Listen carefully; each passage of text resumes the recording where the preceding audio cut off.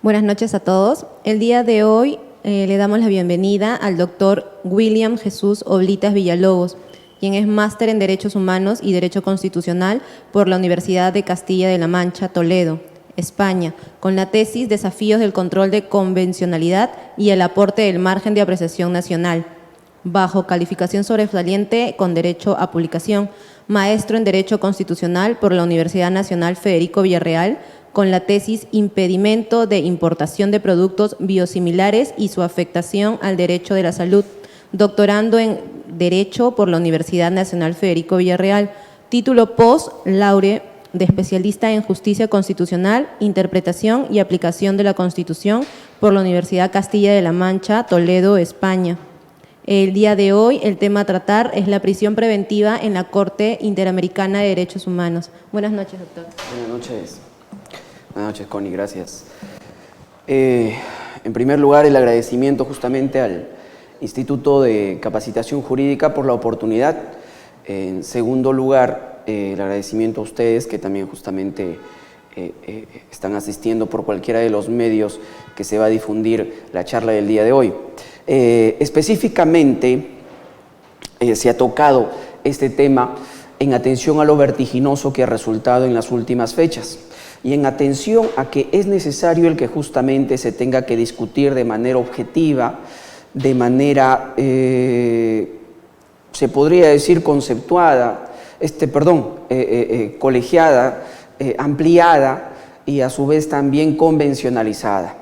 Digo el último extremo de convencionalizada, ya que quien justamente ha dado las últimas pautas y las máximas pautas para de una otra forma aplicar esta figura de la prisión preventiva es la Comisión Interamericana de Derechos Humanos y la Corte Interamericana de Derechos Humanos.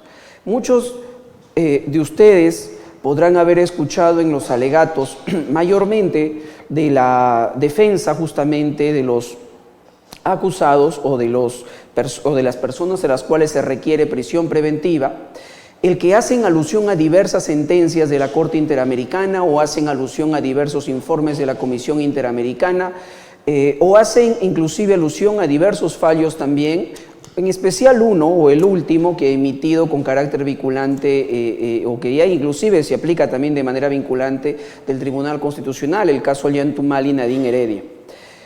De una otra manera, sí se ha ido madurando y evolucionando esa figura, sí se ha ido dando pautas, sí se ha ido justamente progresando en su aplicación y eso innegablemente que también va de la mano de acuerdo a cómo avanzamos dentro de nuestra democracia. Es por ello que se ha decidido justamente tocar este tema. Anteriormente hemos visto que asesinatos, robos agravados, violaciones sexuales agravadas inclusive también, de una otra forma se veían pues sujetos prima facie, de manera directa, con respecto a una prisión preventiva. Pero actualmente muchos actos delictivos o presuntos actos delictivos han entrado a la talla ya o han entrado justamente al ámbito netamente de la política.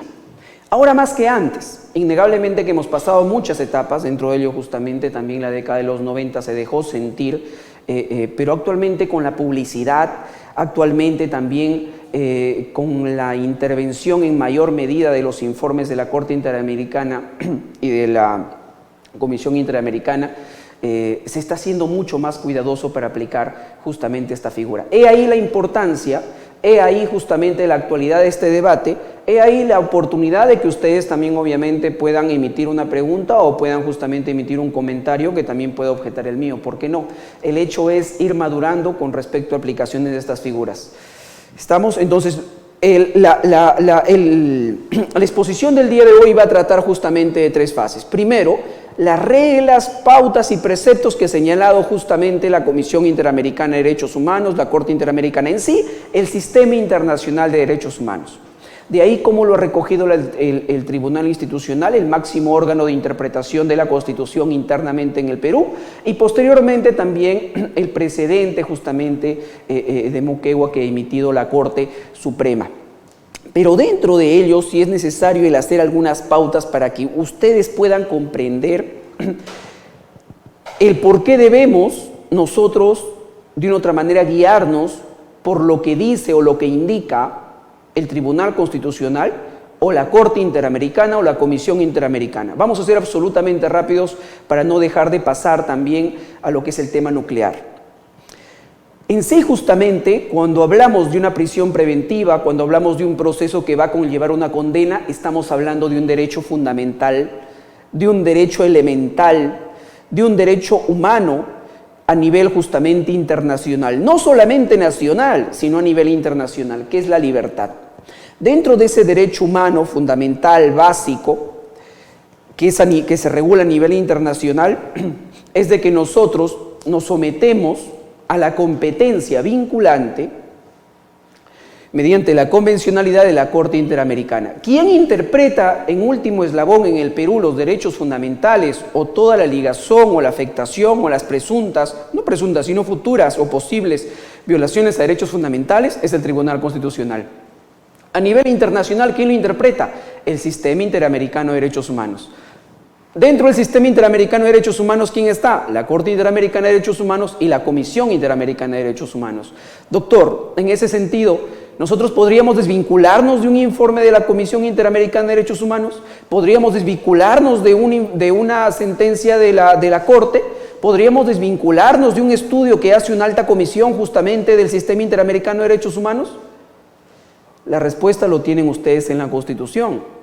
La cuarta disposición transitoria, la Constitución Política del 79, la Constitución Política del 93, los principios básicos, la Convención de Viena, ¿no? Las buenas costumbres, todo ello obliga a que el Perú justamente, de una u otra manera, asienta ante los informes de la Corte Interamericana. Eso de una u otra forma deslegitima que pueden haber quizá una posición de negociación con lo que puede emitir la informe o de información negociada o de cumplimiento paulatino de lo que indica la Corte. No obliga.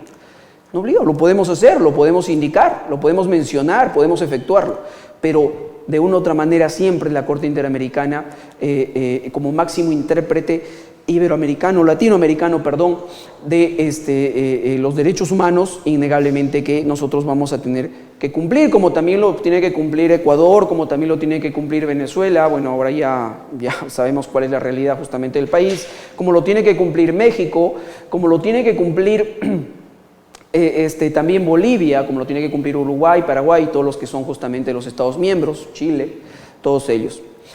Entramos ya al tema en mención. Una vez que ya se ha indicado la importancia, la jerarquía, de dónde provendría esta interpretación, por qué son convencionales, por qué sí importa nuestro derecho lo que diga el sistema interamericano, especialmente la Corte y la Comisión, es de que vamos a indicar qué es lo que dice la Comisión con respecto al derecho a la libertad versus el ius puniendi del Estado, o versus el aparato persecutor del delito, versus las condiciones que te pone para que tú puedas restringir este derecho a la libertad.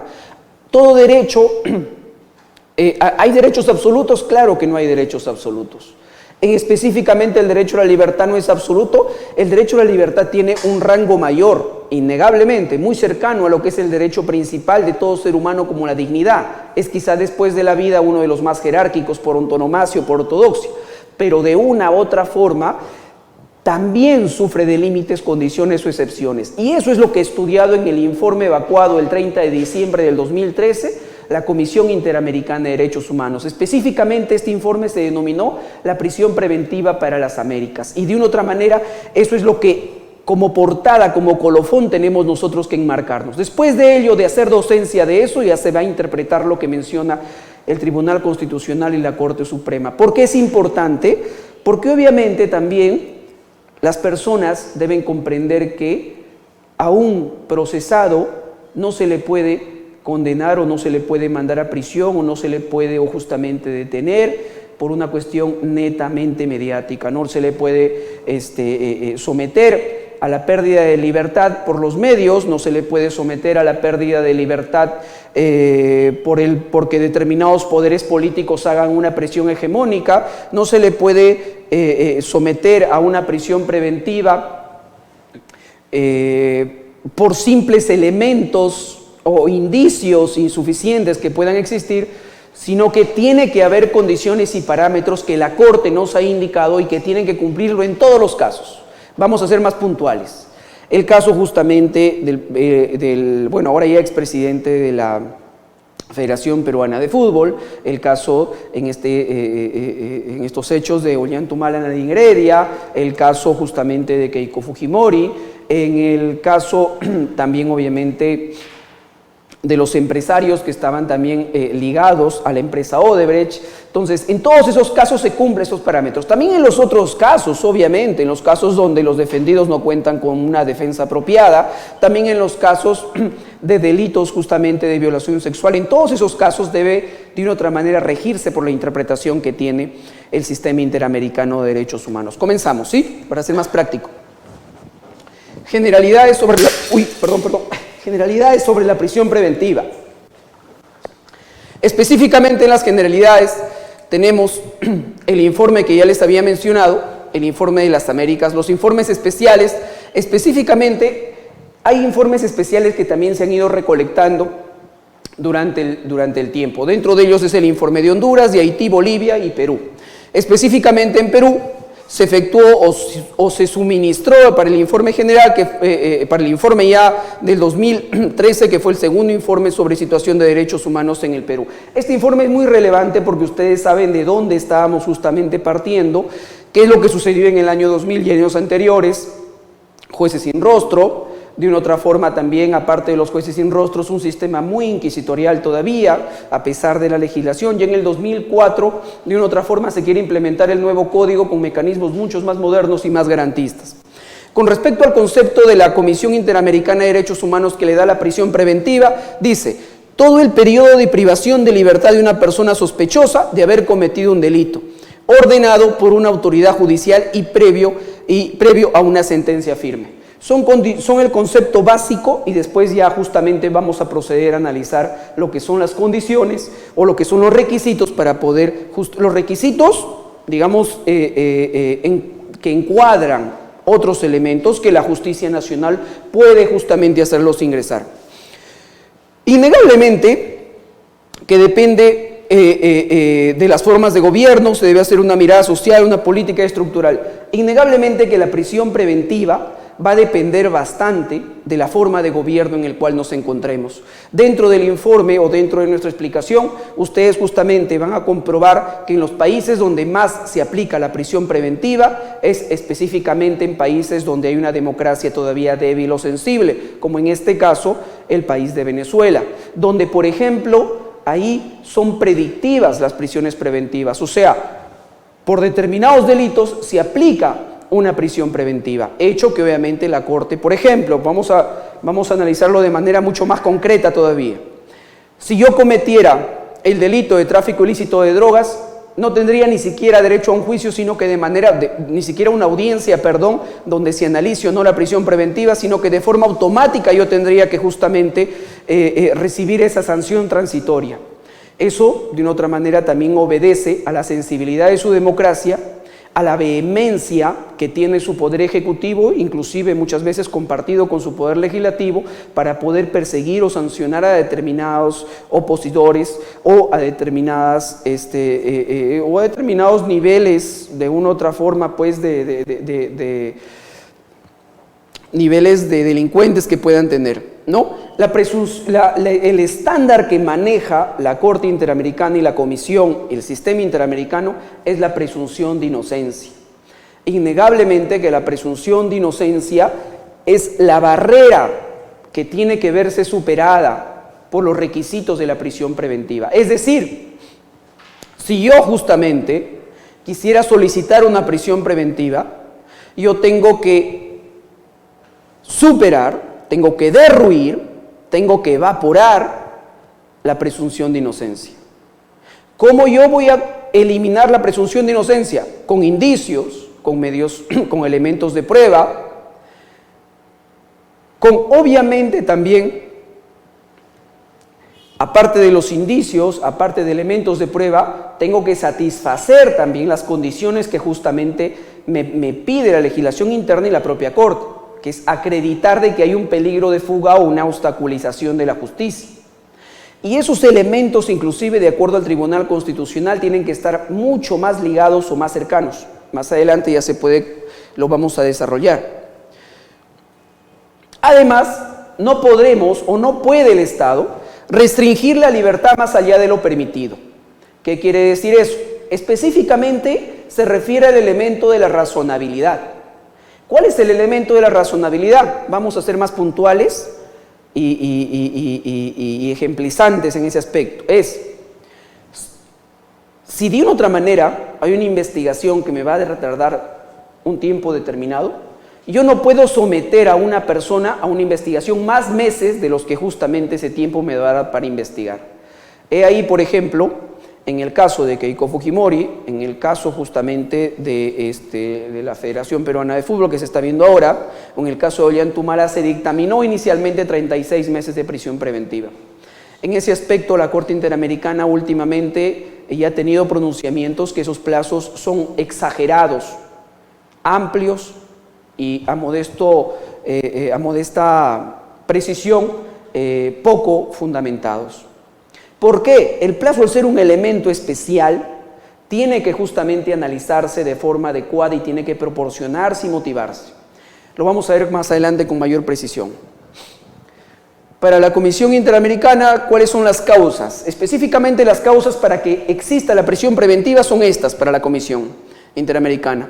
La falta de capacidad operativa y técnica de los policías y de la investigación. En efecto, mayormente los estados le dan poco presupuesto a la Fiscalía o a la Policía Nacional del Perú. Y no solamente eso, sino que el Poder Legislativo o el Poder Ejecutivo comienza a querer hostigar también tanto a la Fiscalía como a la Policía, o manipula, o de una otra manera hace permutas o traslados entre sus policías. Oye, pero si yo tengo un policía que está rindiendo justamente frutos, que está de una otra manera dando resultados, pero que incomoda bajo mis intereses a un líder, a una persona de mi agrupación política o a una persona en la cual justamente se ve involucrada mi amistad o mi cercanía, entonces comienzan a perseguirlo. Ese es el primer obstáculo y esa justamente es una de las primeras causas por las cuales justamente se da la prisión preventiva.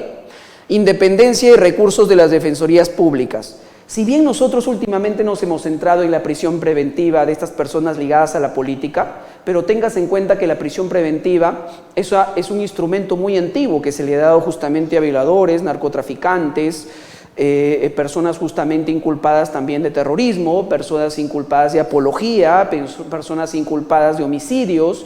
Entonces, tenemos que ver que para ellos tiene que residir la misma lógica, tiene que residir también los mismos conceptos, ¿no? Y muchas de esas personas no tienen una defensoría pública adecuada. ¿Qué quiere decir? Ustedes conocen o saben que nadie se le puede negar el derecho de defensa porque justamente es un principio constitucional.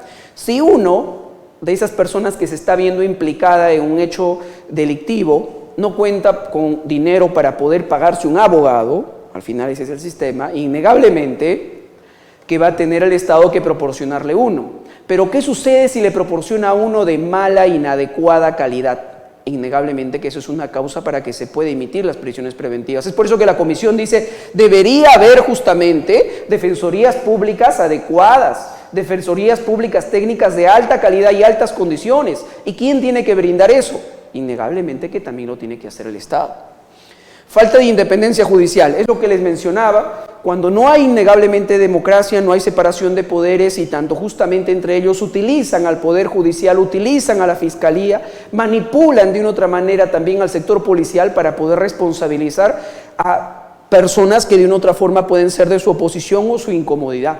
Es por eso que es necesario, para que las prisiones preventivas sean adecuadamente formuladas o se lleven de una forma objetivo-técnica, existan justamente la separación de poderes o exista una adecuada democracia. Lo otro es falta de mecanismos para la aplicación de otras medidas cautelares. Esta circunstancia es muy imperante y jerárquica. ¿Por qué? Porque inclusive ya se analiza, y ustedes han visto las audiencias de estos grandes abogados que llevan justamente los casos emblemáticos que les hemos hecho mención hace un momento.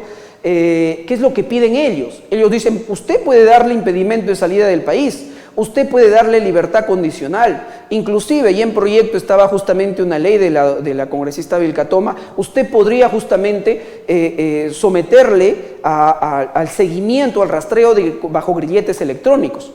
Estupendo, eso es lo que dice la Corte. Tienen que haber esa clase justamente de proporción de medios para que la prisión preventiva se vea relegada.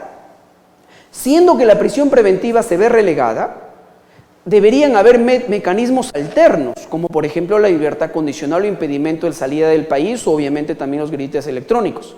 Pero he aquí también justamente una pregunta, y vamos a ser también objetivos y concretos, porque de una u otra manera en la vida no podemos estar pasando desapercibidos o mirando el problema de costado. Si yo, por ejemplo, pido al señor, a un actual político, todavía Alan García, le indico el impedimento de salida del país, de una u otra forma hay un alto peligro de que pueda haber pedido asilo, como también obviamente el efectuado. Entonces, de una u otra manera, eso o esa actitud también dice mucho de la educación que tenemos para poder justamente someternos a los cánones de la justicia.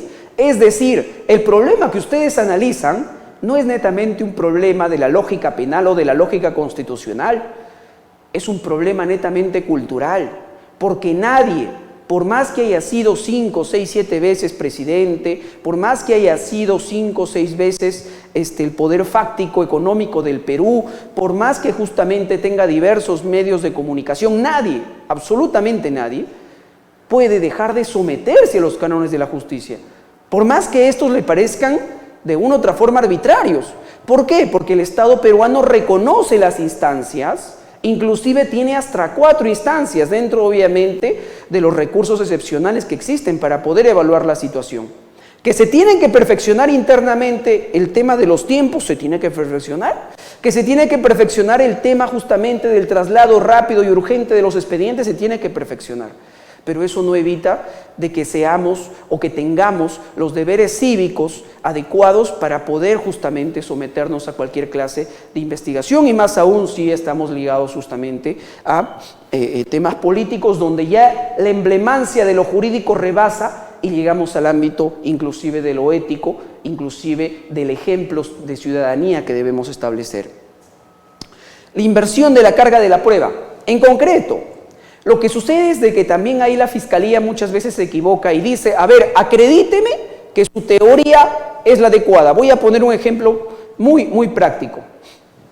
La teoría que justamente ha emitido Jorge Yoshiyama en la clínica de Estados Unidos. ¿Qué es lo que ha mencionado en esa teoría? Dice de que hay un financista, pero que este financista falleció, el señor Rasmus. Pero en plena audiencia, como en los medios de comunicación, le dicen al abogado de Yoshiyama, al señor Abanto, oiga, usted tiene que comprobar que esa plata llegó o que esa plata justamente fue derivada a la campaña 2011. Falso. Ahí hay un impedimento. La inversión de la carga de la prueba. ¿Quién es el que tiene que comprobar que eso no es cierto? Que obviamente es un argumento, hay que ser sinceros, un poco débil. Pero tiene que efectuar esa tarea, o tiene que demostrarlo, o tiene que sincerarlo, es la Fiscalía. La Fiscalía es quien en audiencia o por medio justamente de los escritos, análisis, investigaciones, tiene que decir, oye, es imposible que el señor Erasmo Rasmus justamente haya dado ese dinero. Es imposible que lo haya otorgado. Y todo el hecho quedaría nada más en una cuestión netamente quizá de intento, de teoría de la prueba teoría del caso o intento justamente de un alegato o una fundamentación.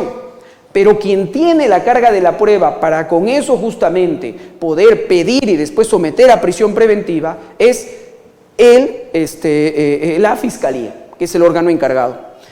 Los paradigmas y prácticas judiciales arraigados, innegablemente. Cuando se piensa dentro de la sociedad de que aquel juez que mete a la cárcel a todo el mundo es un juez justo, eso sí tendríamos que nosotros evaluarlo, tendríamos que someterlo a análisis y pensarlo con cabeza o pensarlo de manera muy sobria, muy tranquila, lejos de las emociones y pasiones o iras que nos puedan secundar en el alma por determinados delitos o porque a veces inclusive somos víctimas de estos delitos.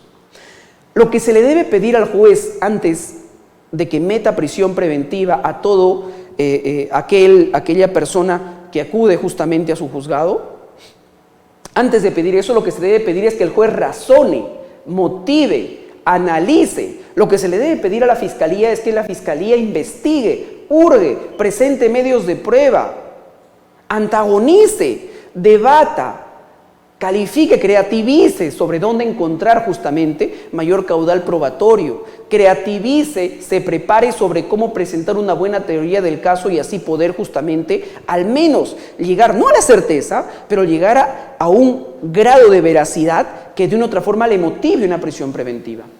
Al juez actualmente se le debe obligar que motive y que sustente. Es más, en la actualidad ya se está utilizando en bastante medida lo que es la teoría de la argumentación, lo que inclusive obliga a que tanto litigantes como fiscales y más jueces tengan justamente el deber de poder tener silogismos jurídicos, lógicos, que le permitan avanzar o que le permitan demostrar argumentativa y lógicamente la teoría que proponen.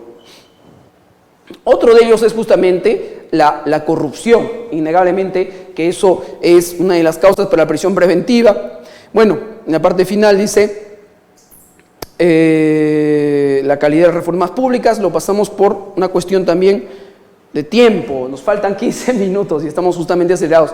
El estándar de la presunción de inocencia, creo que esta es la parte un poco más secular. En sí, justamente, la prisión preventiva y relacionada con la Corte Interamericana o el sistema interamericano nos diera para mucho más todavía, pero vamos a ser absolutamente rápidos porque por el plazo que también nos ha dado el instituto y no queremos de una otra manera pues traspasar la confianza que nos brinda.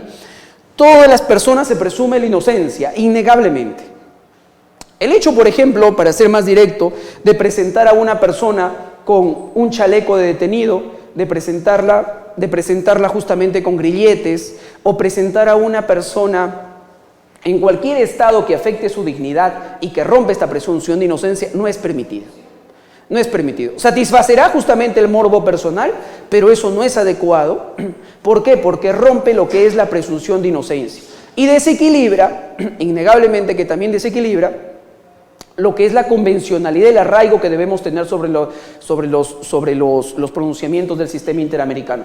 Voy a poner un hecho muy puntual. No sé si ustedes recuerdan una entrevista que tuvo Vladimiro Montesinos con Abimael Guzmán, una vez ya detenido a Abimael Guzmán con traje a rayas. Y dentro de esa conversación, que ustedes la pueden buscar en YouTube, Abimael Guzmán le dice: usted está afectando inclusive convenios internacionales porque usted debería retirarme este chaleco. Miren cómo la vida da vueltas. Y justamente ahora es presentada como ya una condenada a una de las líderes políticas más importantes del Perú, que específicamente es Keiko Fujimori. Es presentada con un chaleco de detenido. Eso, por ejemplo, no es amparado por la Corte Interamericana. A muchos les puede satisfacer quizá justamente en la alegría, el entusiasmo, quizá el plan de revancha. Pero dentro de ello, en un Estado democrático, tenemos que dejarnos establecer por la objetividad y la madurez de las posiciones, porque eso implícitamente está rompiendo su presunción de inocencia. Otra cosa es el que se le haya dictaminado prisión preventiva, motivada o inmotivadamente. Yo me estoy yendo ahorita a analizar solamente la forma de que la Corte Interamericana, el sistema interamericano, pide que se eviten esa clase de maltratos a la dignidad del ser humano y la afectación a la presunción de inocencia. Esta utilización de particularidades de presentar a un detenido como un trofeo justamente de la presunta justicia en contra de un ciudadano no son admitidos. Sea Keiko Fujimori, sea el camarógrafo, ¿no? Sea justamente el dueño de la empresa en la cual ahora nos encontramos, sea quien fuese. No es la forma y no está admitido por la Corte Interamericana. Dentro de ello, nos indica de que no se debe restringir la libertad más allá de los límites necesarios. Les tengo otro ejemplo práctico ahí. Obvio, no sé si recuerdan justamente, Orellana hace poco tiempo logró un habeas corpus en un juzgado, el cual ordenaba de que se le instale dentro justamente del INPE un espacio para sus consultorías jurídicas. Fuera de debatir si eso es permisible o no, que brevemente daré mi opinión posterior, está relacionado a lo que dice justamente el estándar de presunción de inocencia del sistema interamericano. Aquella persona que justamente está sometida a una prisión preventiva o se le ordenó una prisión preventiva, solamente está privada de la libertad, pero no está privada a otros derechos constitucionales o supraconstitucionales como el derecho al trabajo. Es así como, por ejemplo, en una estancia que hice hace poco en México, donde al menos Las cárceles del DF de una u otra forma tienen mayor tratativa para que se puedan reinsertar justamente los condenados, inclusive tienen pabellones separados con los detenidos, que es lo que recomienda justamente la Corte Interamericana. Habían talleres que permitían a esas personas justamente no obviar el derecho al trabajo y no desligarse del derecho al trabajo.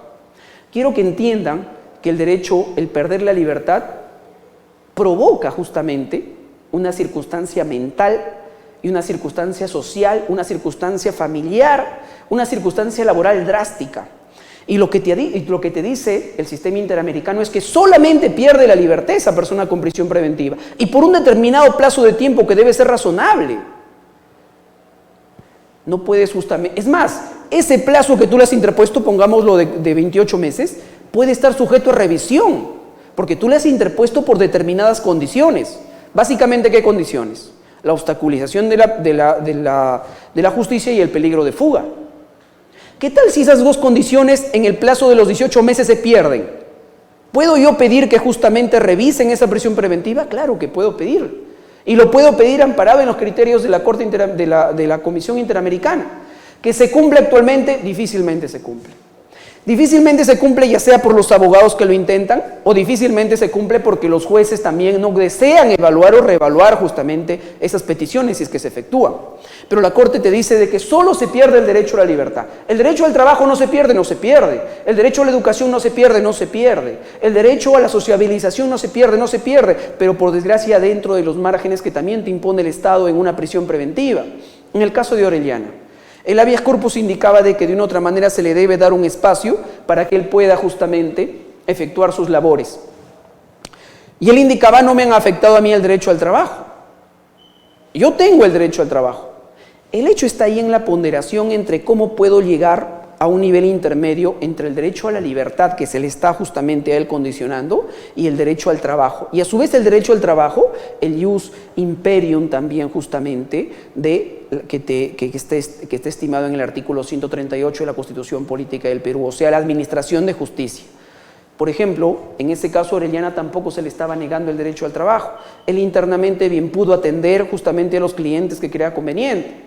Él internamente pudo haberlos asesorado. Él internamente nada le evite de que sus días de visita él pueda atenderles, asesorarles, ayudarles y hasta justamente colaborar con la redacción de escritos. Pero ya sería desproporcional si es que el Estado, en contra de quien presuntamente él ha afectado un bien jurídico, tiene que darle justamente una oficina. Sería viciar un derecho fundamental. ¿Por qué? Porque ya sea la prisión preventiva, como inclusive la condena, se cumplen dentro de los parámetros de los regímenes que justamente existen del régimen penitenciario como tal. Vamos a avanzar. Otro de ellos, lo que nos dice justamente, si ustedes pueden ver el estándar, también habla acá de la separación entre condenados y procesados. Lo ideal es de que obviamente haya ese estándar. Les voy a poner un ejemplo. Inostroza, el ex juez de la Corte Suprema, César Inostroza, está purgando ahorita prisión preventiva en España, ¿verdad? Por medio de un mandato también, de un mandato español. ¿Qué es lo que sucede? De que muchos dicen, pero César Inostroza está justamente en España purgando prisión preventiva en un centro penitenciario, digamos obviamente de altas condiciones humanas, ¿no? No es pues como si fuera en Lurigancho, no es como si fuera en Ancón, sino que está absolutamente tratado como rey. Oiga, eso es lo más civilizado, eso es lo normal y eso es lo regular. Eso es inclusive lo que deberían existir en todos los países donde la democracia está en evolución y avanza. Porque por la presunción de inocencia, tú no puedes condenar tú no puedes remitir a una misma celda a un condenado con un procesado, porque si no romperías la presunción de inocencia. Doctor, pero en el Perú sí los envían a la misma celda. Lo que tengo entendido es que tratan de diferenciarlos por pabellones o es que tratan de diferenciarlos justamente también por nivel de escalas de centros penitenciarios, ¿no? Escala de seguridad 1, escala de seguridad de máxima seguridad, pero de una otra forma lo ideal sería que existe esta separación.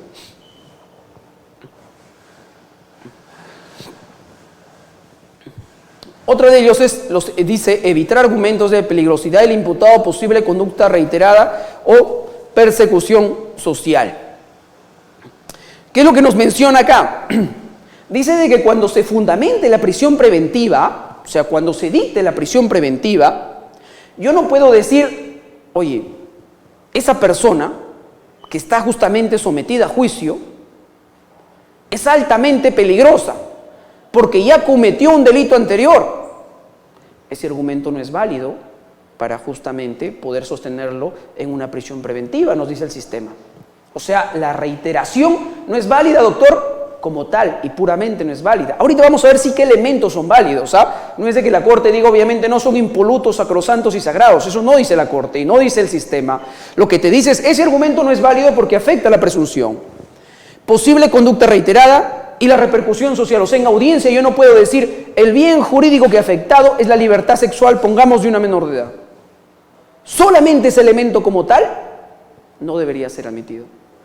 Doctor, pero estamos hablando de una cuestión netamente sensible. O sea, el sistema jurídico pues está hecho para proteger a los delincuentes. No necesariamente eso, sino que se tiene que elaborar de manera adecuada ese argumento. ¿A dónde lo deberías conllevar? Al peligro de fuga, por ejemplo. ¿Qué es lo que ha interpuesto la Corte Suprema mediante la sentencia de Moquegua? ¿Qué es lo que te dice? La repercusión social, de una u otra manera, la sensibilidad del bien jurídico que está afectando, como tal, no es materia de análisis para dictar una prisión preventiva. Pero si esta repercusión yo lo sumo con el peligro de fuga o lo adhiero al peligro de fuga, ahí sí es sustentable. ¿Por qué ahí es sustentable? Porque justamente cuando es un delito de que se afecta un bien jurídico elemental, la pena que él puede recibir es elevada. Como esos dos elementos, como la pena es elevada y el delito de una otra manera es una repercusión social, lo que va a hacer es que esta persona obviamente huya de las investigaciones o de una otra manera también tenga indicios de no querer presentarse. Pero esos son elementos concatenados que tengo que explicar y motivar. Es ahí que tiene que elaborarse una verdadera y buena argumentación al momento de pedir la prisión preventiva, lo dice la Corte. Las recomendaciones: recurrir a la prisión preventiva cuando no existan otros medios en aras de asegurar la presencia del imputado en juicio. Ya lo dijimos, hay otras posibilidades: el grillete electrónico, la libertad condicional, el arresto domiciliario. Ahora, el grillete electrónico, que todos obviamente lo indican, hay que ser sinceros en ese aspecto y como les mencionaba hace un rato, no podemos estar de espaldas también a la realidad, tenemos que tener una opinión crítica. Hubo una propuesta hace poco de la señora Vilcatoma con respecto a grilletes electrónicos, inclusive justamente para condenados mayores de edad, específicamente para condenados, no para presos o para que las personas que están con prisión preventiva. Pero ¿qué es lo que sucede? Que esa norma no fue deliberada, no se discutió, no se analizó las consecuencias ni las causas. De por sí hay un error normativo ahí que se dejaba llevar por circunstancias netamente de interés político. Pero para aplicar ese grillete, esa propuesta es hace tiempo, para aplicar ese grillete, primero tienes que ver qué clase de grillete es y si te brinda la seguridad del caso. Aparte de que ese grillete te brinde la seguridad, tienes que tener los elementos logísticos para que tú analices el grillete, para que analices y hagas la persecución del grillete. Aparte de eso, lo que debes tener son personas especializadas y que continuamente estén monitoreando el cumplimiento de esta sanción por medio del grillete. Aparte de eso, debes tener un buen satélite que de una otra forma también te brinde la seguridad de que no va a tener fallas y con eso la desactivación del grillete. Entonces, todas esas condiciones se deben seguir. Se dan cuenta que lo que pide la Corte o que le pide el sistema no es solamente que no lo hagan, sino que lo que te dice es: Estado, organízate, Estado, colabora entre tu sistema judicial, tu sistema ejecutivo, tu sistema legislativo, saca normas adecuadas, perfecciona, invierte en la investigación, en la preparación de tus fiscales, en la preparación de tus jueces, invierte en la preparación de tus policías. Eso es lo que te dice el sistema. Ahora, el interpretar de forma restrictiva su aplicación no se puede interpretar de forma restrictiva, innegablemente. La recomendación: mejorar la legislación y prácticas judiciales. Excepción: proponer la fianza. Yo voy a ser muy práctico ahí. Y como les digo, también hay que siempre dejar en la calidad de docencia un pequeño análisis. ¿Qué es lo que primero ustedes escuchan cuando hay justamente casos de feminicidio o casos de homicidio o casos de violaciones a menores de edad? Lo que escuchan de parte de los congresistas son: flagélenlo, destruyanlo al paredón, mátenlo, quémenlo si es posible.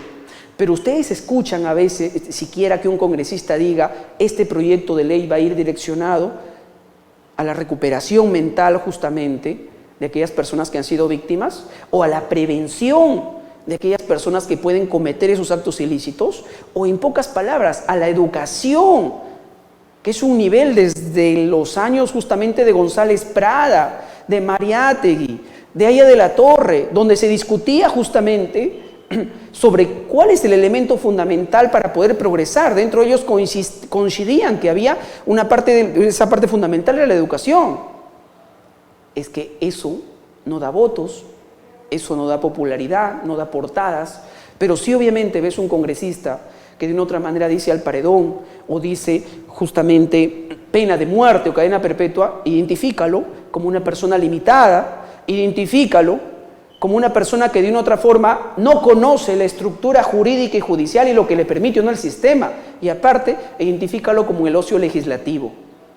¿Por qué? Porque si sacar una norma verdaderamente o propusiera una norma al Ejecutivo como tal, al colegiado, verdaderamente de raigambre cultural para que se modifiquen determinados parámetros estructurales, psicológicos, sociales, hasta económicos, a favor de la población, créanme que justamente esto se diluiría. Si nosotros vemos, por ejemplo, cómo se aplican las prisiones preventivas, qué clase de sociedad existen en otros países ya de mucho mayor desarrollo que el nuestro, percibimos que de una u otra manera es porque también tienen una mejor legislación, porque tienen una mejor ciudadanía, porque cívicamente han avanzado, porque tienen justamente un mejor contrato social entre ellos, un adecuado y respetuoso contrato social entre ellos. Y eso, ¿quién justamente lo faculta? El Ejecutivo, el Legislativo, obviamente que el Judicial también, pero sin dejar de pasar las políticas de Estado del Ejecutivo y obviamente que también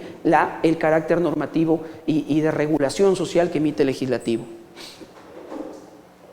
Sobre los aspectos de la motivación, como les mencionaba, y ahí nada más reitero, de que lo que pide ahora para dar prisión preventiva es que se motive, se razone, se sustente. Vamos a hacer más rápido para poner un ejemplo, ¿ya? Asegurar la debida defensa que ya le hemos indicado y fortalecer las capacidades de los investigadores.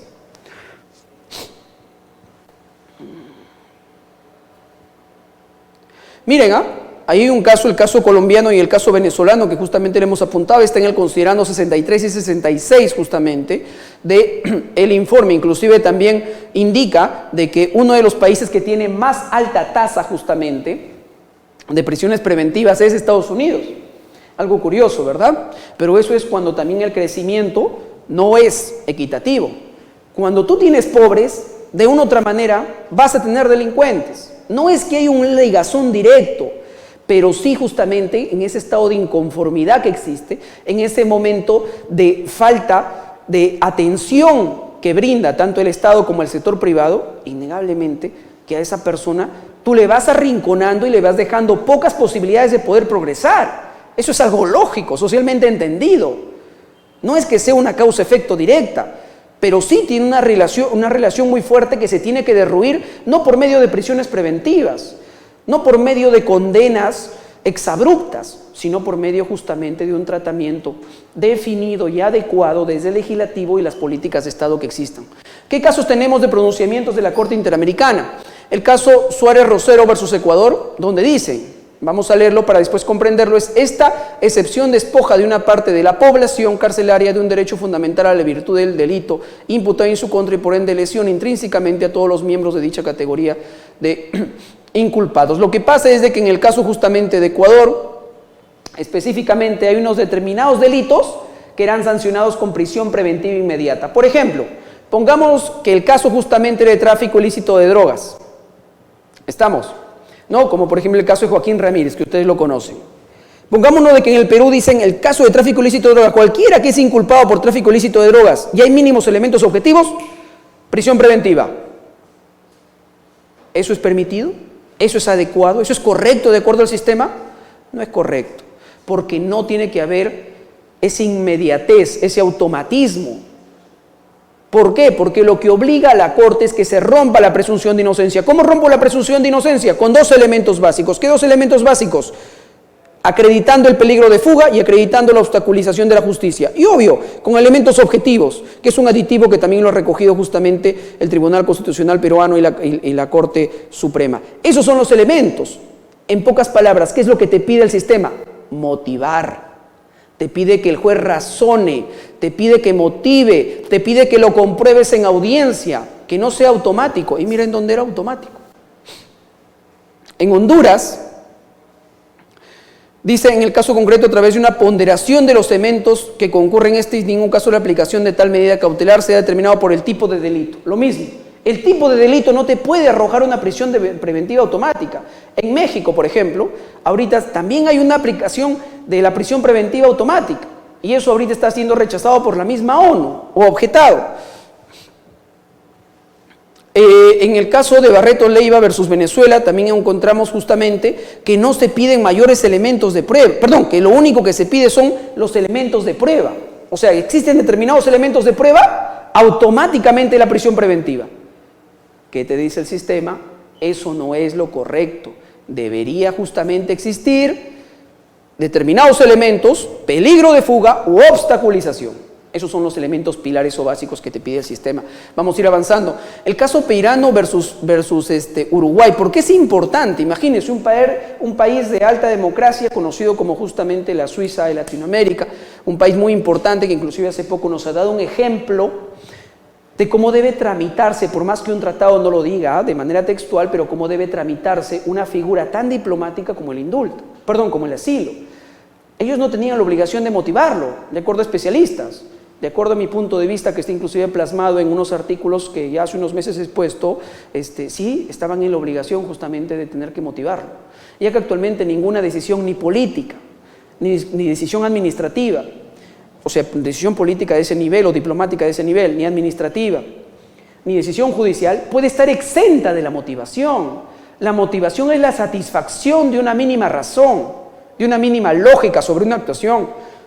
Y eso un país democrático tiene que cumplirlo. Y lo ejecutó. Y lo ejecutó con una alta valentía, reconociendo que el Perú en sí justamente tenía un sistema democrático. Vamos a avanzar. Lo que dicen ahí es: el delito y la severidad de la pena pueden ser tomados en cuenta como alguno de los elementos. Es lo que les indicaba. Porque en muchas audiencias el fiscal dice, ¿no? El delito es de alta sensibilidad y la pena tiene 30 años. Yo, por ejemplo, en el caso justamente del misma Keiko Fujimori, escuché indicar eso, ¿no? La pena tiene 30 años. Eso por sí solo debe ser materia de análisis para justamente poder pedir una prisión preventiva. No, el sistema dice que no, que eso afecta a la presunción de inocencia. Doctor, entonces, ¿qué salida? Si obviamente no me queda cómo poder explicarlo. Eso yo lo tengo que sumar al peligro de fuga. O sea, eso yo lo ingreso al elemento de peligro de fuga. Solo si lo ingreso al elemento peligro de fuga, innegablemente que va a ser valorado. Pero como tal, como elemento único, exclusivo, no puede ser materia justamente de una discusión ni tampoco de un análisis. Lo otro, en ningún caso se podrá disponer la no libertad durante el proceso sobre las bases de conceptos tales como alarma social, repercusión social o peligrosidad, ¿no? Por ejemplo, que si una persona es de alta peligrosidad, esa persona tiene una repercusión social, no puedo someterlo de manera individual, sino tengo que unirlo con los elementos que ya se ha mencionado. Y ahí el trabajo del fiscal, ahí la importancia de cómo el fiscal debe estar justamente capacitado. El sistema interamericano, respondiendo también lo que dicen muchas personas que mencionan, pues, de que el sistema interamericano protege Venezuela, que protege a otros países donde, digamos, la democracia es de una otra forma un poco no tan definida o tan clara, o simple y llanamente están lejos de una democracia adecuada. De una otra manera, la Corte ha sido muy directa. Tenemos los casos anteriores que hemos puesto y también tenemos el caso Son Ramírez, ¿no? Donde dice que el caso Son Ramírez se debe argumentar y fundamentar razonablemente. En el caso de México, ya hemos hablado justamente sobre la prisión preventiva automática. Estamos, ¿no? Más o menos con el tiempo vamos a tratar de avanzar. ¿Estamos bien? Perfecto.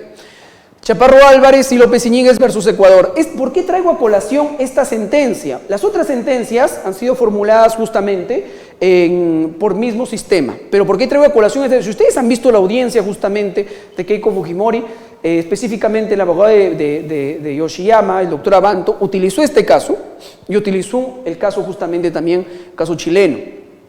Específicamente él lo que indicaba de que no deberían exigirse las pruebas, no debería detenerse. Les voy a ser sinceros, cuando se alega la aplicación del sistema, una inadecuada argumentación jurídica, es cuando te dicen el caso tal, pero no te dice su implicancia, su importancia, su analogía con la situación que tú estás analizando, ¿no? Que no necesariamente tiene que ser textual o literal, pero al menos interpretativa. Yo, por ejemplo, lo que veo acá dice, la sospecha tiene que estar fundada en hechos específicos y articulados con palabras. Entonces, no meras conjeturas o instituciones abstractas. De ahí se deduce que el Estado no debe detener para luego investigar. Por el contrario, solo está autorizado a privar de la libertad a una persona cuando alcance el conocimiento suficiente para poder llevarla a juicio. Eso trasládenlo al caso de Yoshiyama. Yo creo que de una u otra manera, quizá por eso de las intuiciones abstractas, quizá por eso justamente de que, digamos, no debe detener para luego investigar, pero parecen justamente alegaciones más políticas que netamente jurídicas, porque yo no he visto que se le haya detenido y después investigado, porque todavía no está detenido.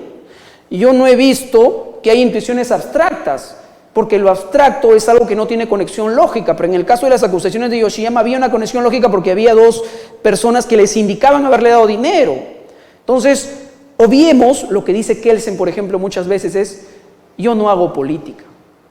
Si usted quiere definir si una conducta es buena o mala, yo me resisto en la lógica jurídica que debería primar.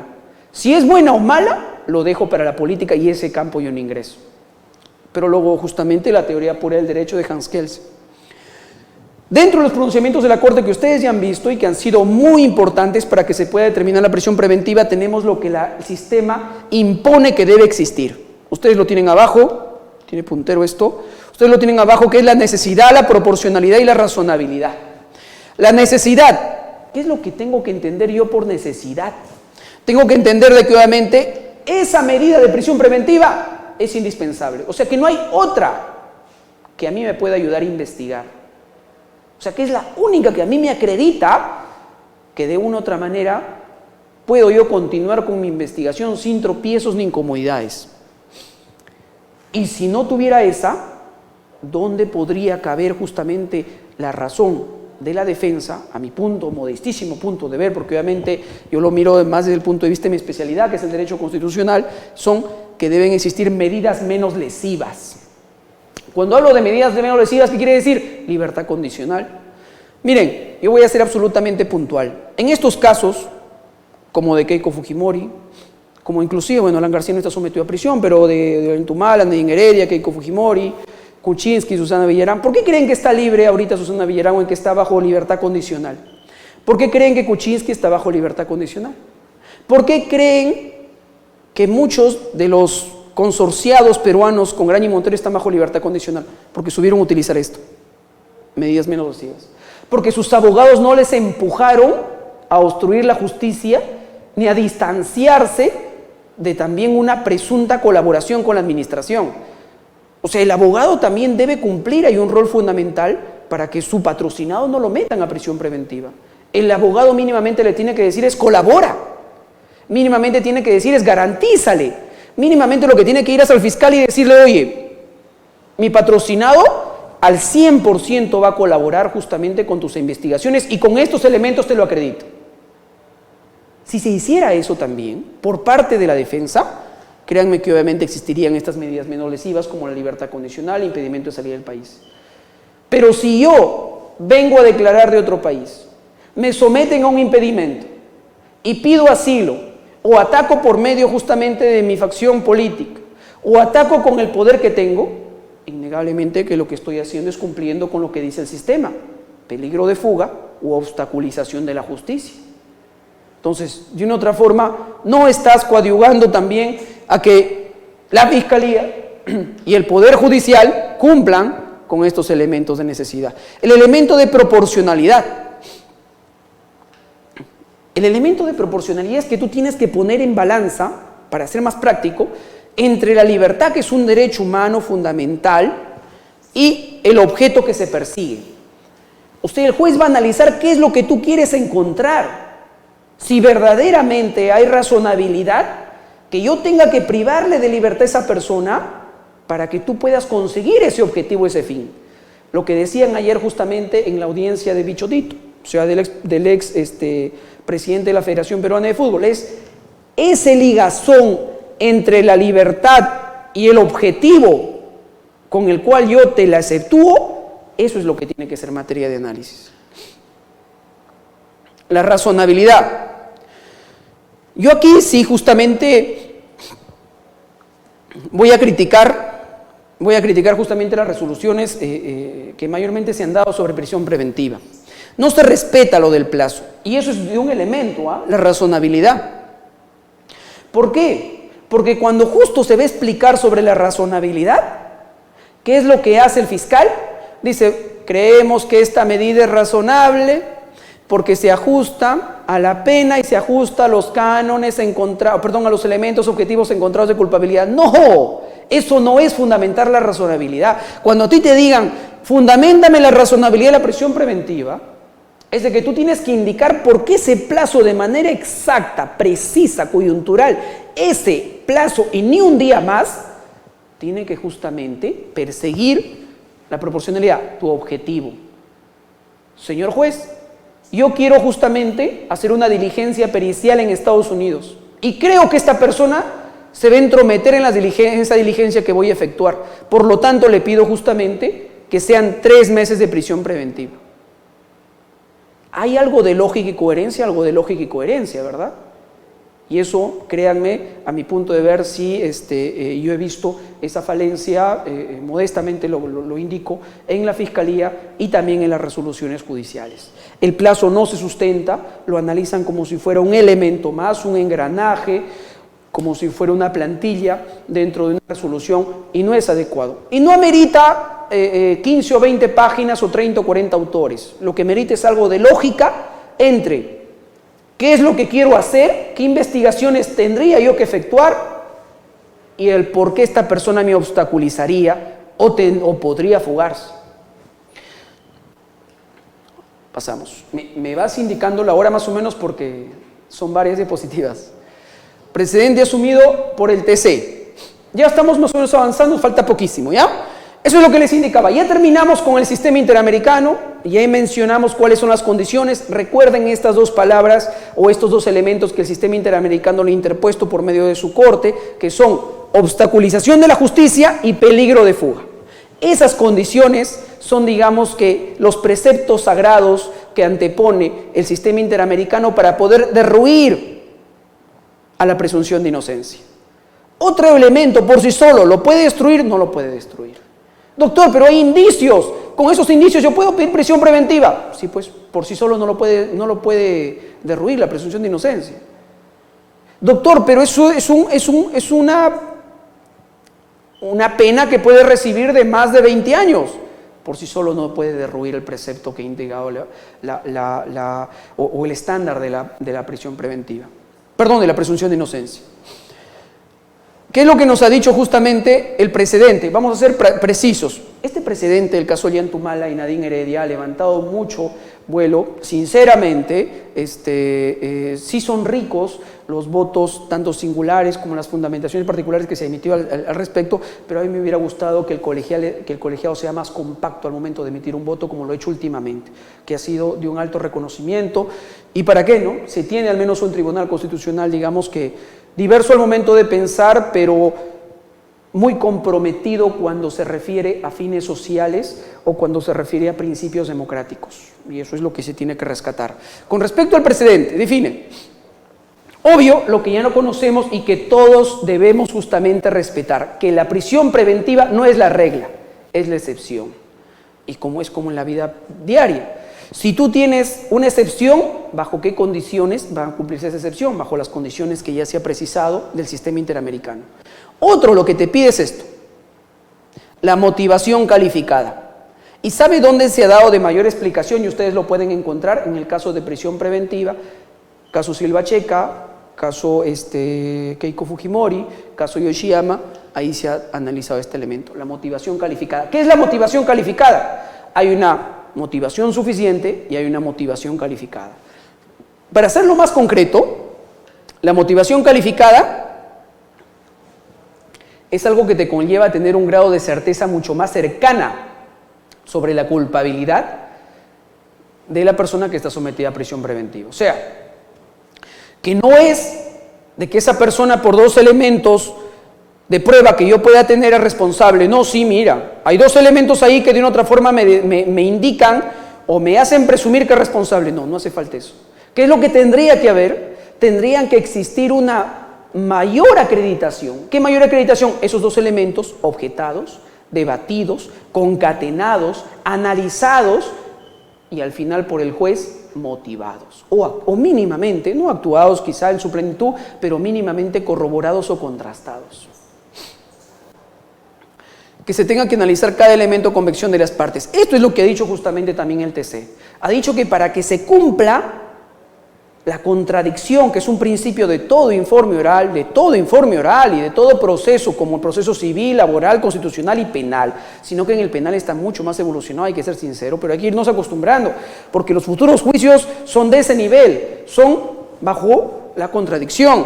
Entonces dice, todos los elementos que proporciona la fiscalía o que proporciona la otra parte tienen que ser actuados o mínimamente debatidos o contrastados, ¿no? Entonces, para lo que dice justamente, para lo que indica, en palabras de este juez muy popular, Carguancho, dice, tiene que ser una suerte de minisentencia. Y una minisentencia se obtiene por un minijuicio, ¿no? O sea, es casi un grado de veracidad total que ya me conlleva sentencia. Necesidad de contraexamen de los elementos presentados. Audiencia de reconocimiento de voz. Bueno, lo que indicen es de que debería justamente también contraexaminarse, debería someterse a la contradicción.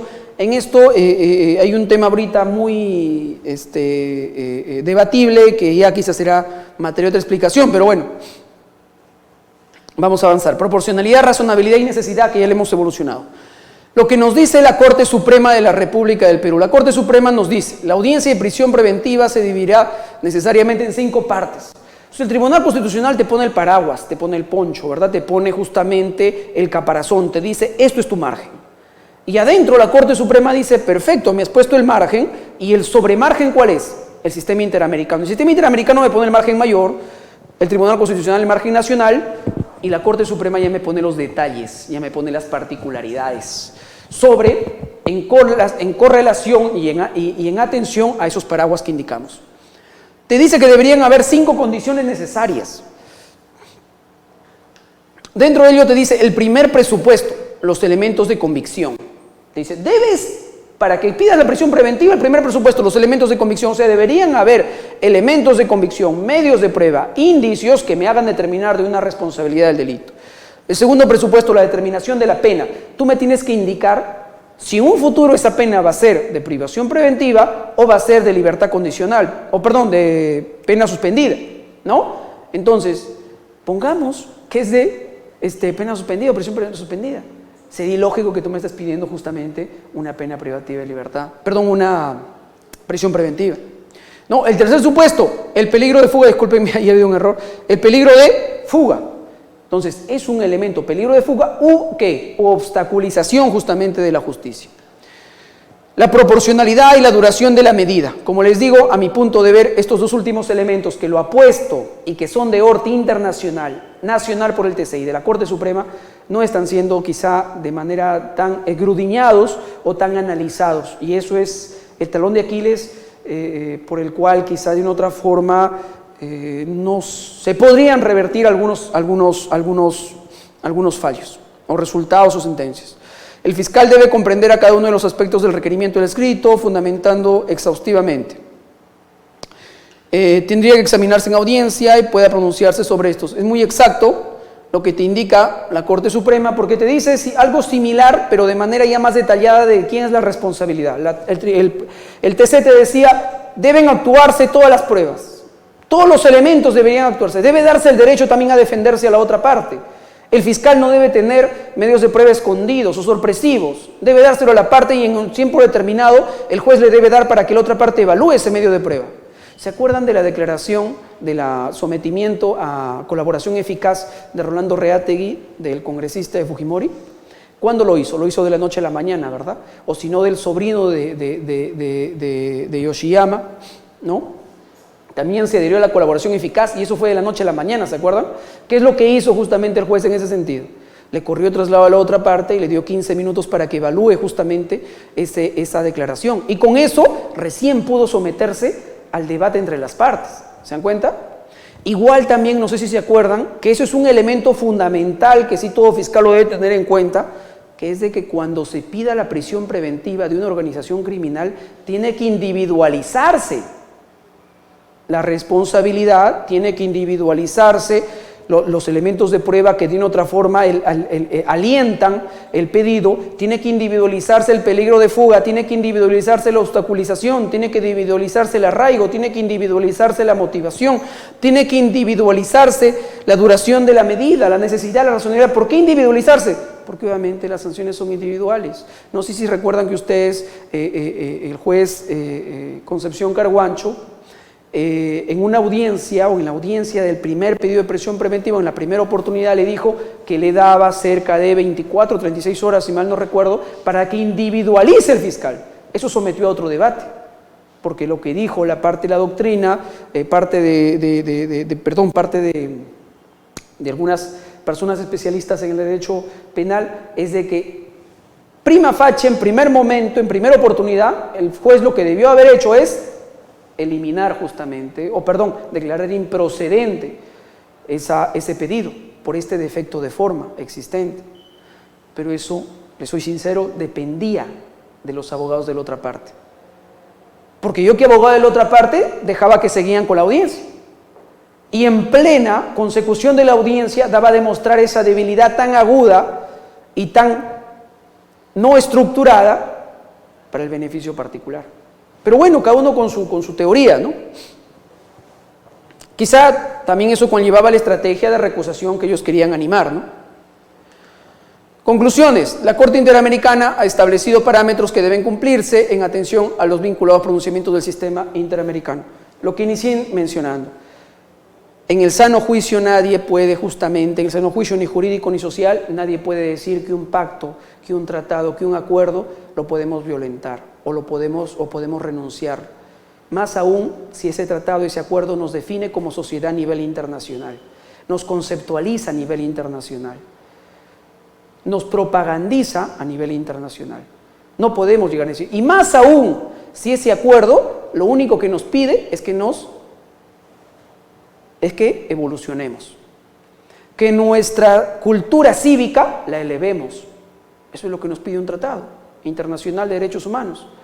No nos pide que justamente premiemos, como se ha dicho en algún momento, ni terroristas, ni obviamente también a corruptos, ¿no? Lo que nos pide es que evolucionemos como sociedad. Nos pide que nuestro poder ejecutivo tenga verdaderas políticas para que de una u otra manera pueda dejar de motivar o incentivar a la población a que sean proclives al delito. Igual también nuestro poder legislativo tenga normas adecuadas, políticas adecuadas, apruebe buenos presupuestos para que se persiga el delito, para que la policía no se vea limitada, para que los fiscales no se vean acusados, subyugados o hostigados. Entonces, con todo eso, ¿qué es lo que nos dice el sistema? Se fomenta el cumplimiento en la materia penal. Es más, contradicciones de la vida, los que antes querían renunciar ahora se acogen a estos pronunciamientos, ¿verdad? ¿Por qué? Porque los derechos universales son de todos al final, son de los que lo critican y no lo critican, aunque en palabra de Sagüez dice más sincero y más honesto es aquel que renuncia criticando, que el que pues obviamente cumple bajo determinado tipo de silencio indecoroso. Debe considerarse el estándar de la presunción de inocencia y el derecho a la libertad, lo que hemos mencionado, exceptuando la prisión preventiva en atención a las excepciones. ¿Ha existido evolución respecto a la de figura? Sí, ha existido evolución respecto a la figura. Anteriormente en el Perú se daba a mansalva lo que son las prisiones preventivas, eran casi automáticas, no había juicios de prisiones preventivas como tal. Actualmente la publicidad, con la cual yo sí estoy a favor, lo que le da es justamente transparencia, le da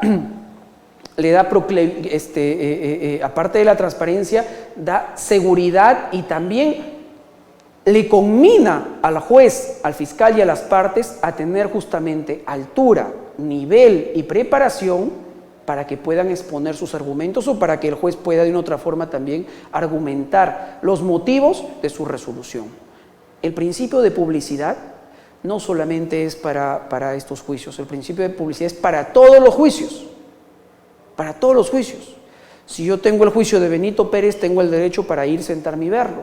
Ahora, que uno sea transmitido, el otro no, es porque hay casos emblemáticos, es porque hay abogados muy preparados de la envergadura que ahora defienden esos casos, y es porque hay fiscales muy preparados, y es porque hay un juez al menos técnicamente de una manera reconocido, mal que bien, con muchas críticas quizá, pero reconocido, que eso también es un carácter ejemplizador para toda la sociedad.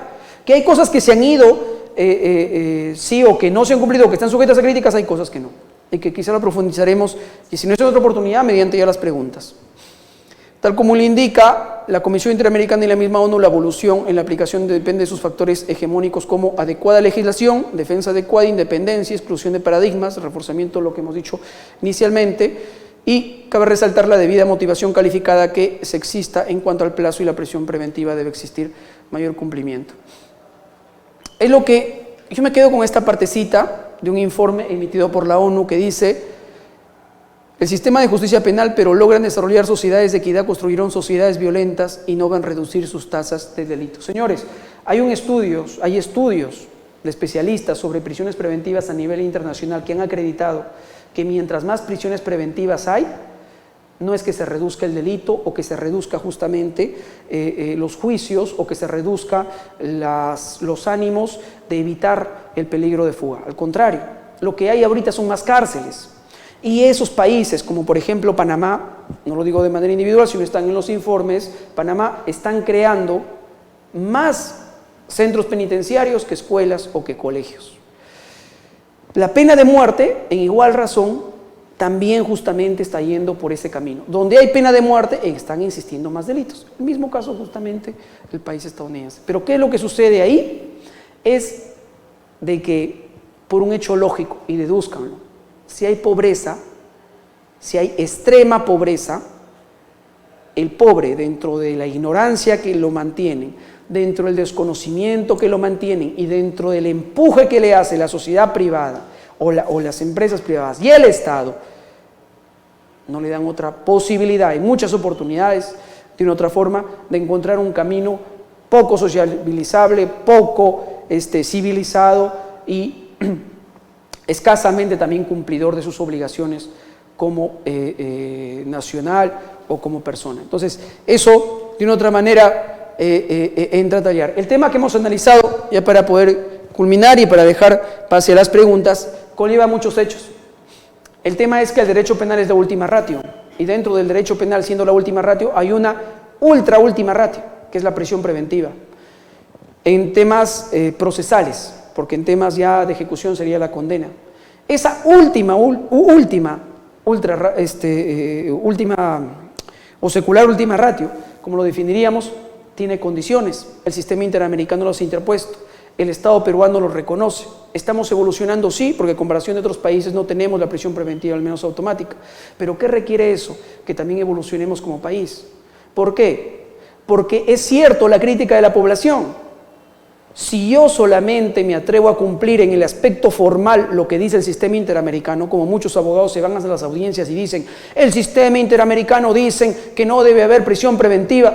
Si yo solamente me atrevo a cumplir eso, ¿qué es lo que voy a hacer? Voy a causar impunidad dentro del sistema penal. Los presos las personas ciertamente con responsabilidad van a huir del país. Vean ustedes el caso de Inostroza, vean el caso ustedes de Toledo, vean el caso del asilo. Otros van a querer obstaculizar la justicia. Vean ustedes el caso de la organización que estaba incrustada en Fuerza Popular. Entonces, si yo justamente yo justamente quiero emitir mi juicio de valor ante el sistema interamericano, no voy a ser selectivo solamente con la prisión preventiva. ¿Saben por qué? Porque el sistema interamericano también me dice legisla sobre otras medidas alternativas. Preocúpate, no solamente sobre medidas alternativas como los grilletes, por ejemplo, legisla adecuadamente, con un buen debate, con parámetros científicos, con estadísticas, no por conveniencia sectaria, particular o exclusiva. Al Ejecutivo le dice, haz una buena política de Estado con respecto justamente tanto a las personas que están con prisión, como a las personas condenadas, como también a la población que potencialmente puede estar en prisión o que potencialmente pueden cometer un delito. Eso es lo que te dice.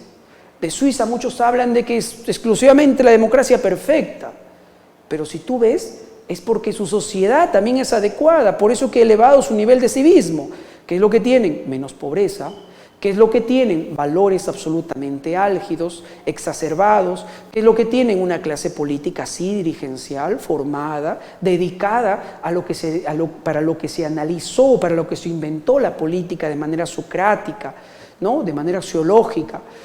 Entonces, todo eso es lo que se tiene que recoger para poder obviamente argumentar eso también en una audiencia. Obvio que de eso no tiene culpa el procesado, obvio, de eso no tiene culpa, pues tiene la culpa el Ejecutivo, pero también tiene la culpa de una otra manera la empresa la empresa privada, que también es una parte fundamental dentro de todos los sistemas a nivel ahorita mundial y más aún del peruano, ¿no?